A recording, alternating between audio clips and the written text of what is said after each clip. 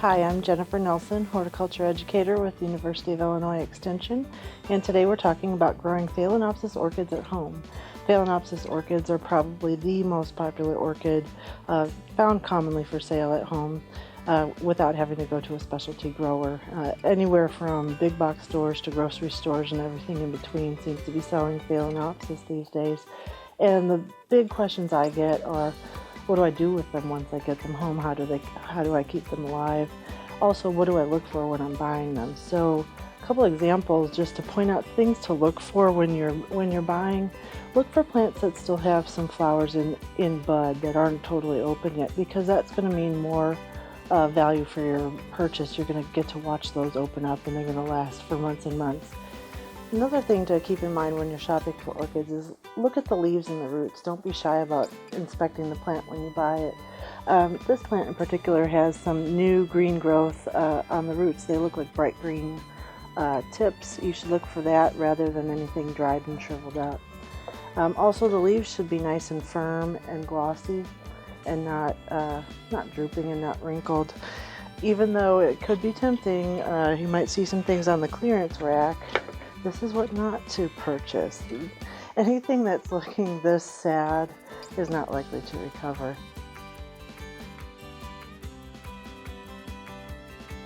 The thing to remember is, even though you may have the perfect spot on your dining room table to display the beautiful flowers, you don't want to necessarily keep it there all the time unless that space is really conducive to good growth.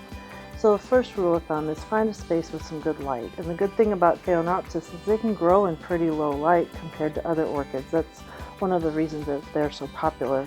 So think bright, indirect light. So generally in east or western exposure or southern exposure with a sheer curtain, you don't want them to be baking in direct sunlight. They're native to tropical regions, to rainforests, so they really need that bright light, but not necessarily baking on the surface of the sun.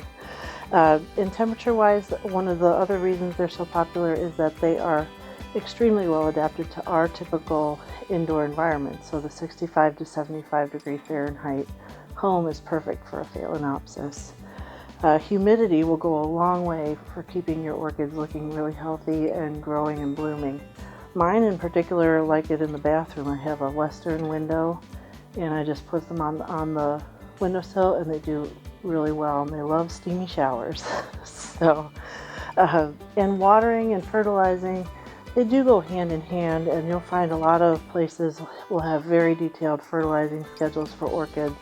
But to keep it simple, I like to follow the weekly schedule, which is basically you're using about a quarter strength of fertilizer according to the label direction every time you water. And it may not be weekly. During the winter, my orchids get watered maybe twice a month. Over the summer, I do put them outside, and that's very helpful for breaking any kind of pest cycles that you might have some pests that have built up indoors, but they also love a summer vacation just like we do. Another question I get all the time is, how do you know when to repot an orchid? And basically the potting media that they're in is a bark media. When what you're looking at looks more like soil than like bark, then it's time to repot. A common misconception or question people have is they see a few roots growing over the side of the pot and they think, oh my gosh, I have to repot it. Not necessarily. Sometimes the roots grow over the side because the potting mix is too wet. If you're seeing an excess of roots coming over the side, it would be a good idea to take it out and check out what's inside the pot. And you may find it's all breaking down and it's staying way too wet, and that's why so many roots are growing over the side, because what's in the pot is rotting.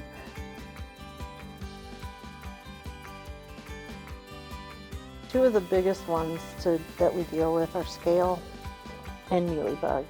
They are related. Scale looks like a little tiny droplet ranging in color from beigeish white to black, and they're easy to miss. They're hard to spot, especially on a dark stem.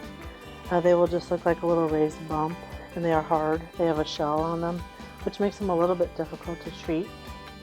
And both scale and mealybug like to hide out in the intricacies of the flowers, which is also makes them hard to spot.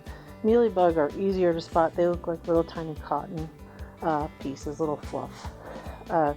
In either case, the best way to control them. If you have a few of them, a Q-tip or cotton swab dipped in rubbing alcohol will take care of them. If it's an ongoing problem, spraying with horticultural soap, insecticidal soap, is another good way to take care of them. This purple one here, lavender purple, I bought for about $3 on a clearance table, and it was just a plant, and I nursed it for a year and a half before it bloomed again, and this is what I got. It did take some time for it to kind of revive itself. It looked pretty pathetic when I bought it. Not quite as bad as what I showed you earlier, but it was not the best of shape. So what did I do that made it come back into bloom so beautifully? I fertilized regularly. I made sure I had good light, and I watered consistently, and I didn't overwater. I also have found that the difference between the day temperature and the night temperature can trigger blooming, so this is another reason to put it outside. A lot of times our interior temperatures are way consistent, 70 degrees day and night, but having as little as a 5 to 10 degree shift between day and night temperature can trigger these plants to bloom. They generally bloom once a year, and on Phalaenopsis is the only orchid that does this. There are small, what we call nodes on the flower spike. This whole assembly here is the flower spike. And behind where, once all these flowers are done blooming, there's a little triangular piece of tissue on the spike that we call a node. So after this is all done, if I were to clip it here, another spike should emerge from this tiny area.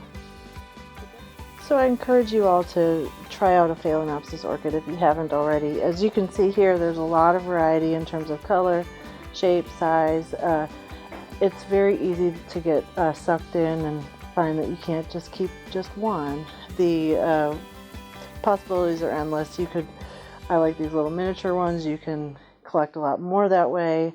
Some of them will get up to pretty large sizes into 6-inch pots or more. But at any rate, just find something you like and enjoy growing it.